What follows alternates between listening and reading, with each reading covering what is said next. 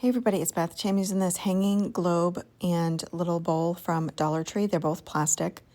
This bowl comes in a 4-pack, and I take that and paint the outside of that with ink color chalk paint by Waverly.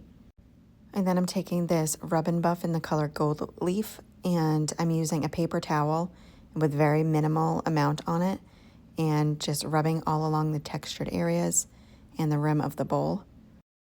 And then I'm taking this little deer, and I'm not sure exactly where I got it. It could have been off of something from Dollar Tree.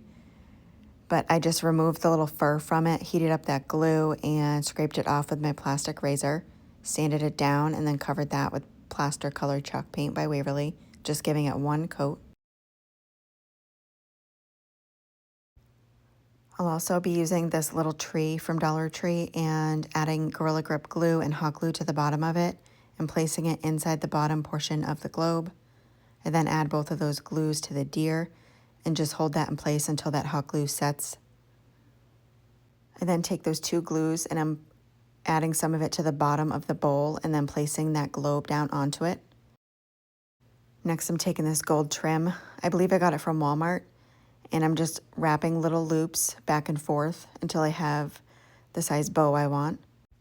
I trim up the tail and then take a piece of gold floral wire and wrap that around the center, twist it a few times, and then cut that excess. And there's a little piece that I just fold over and then hot glue that to the top of that globe. And then I'm taking the same gold trim, adding a very small amount of hot glue, and I'll be hot gluing that where the globe and the bowl meet all the way around.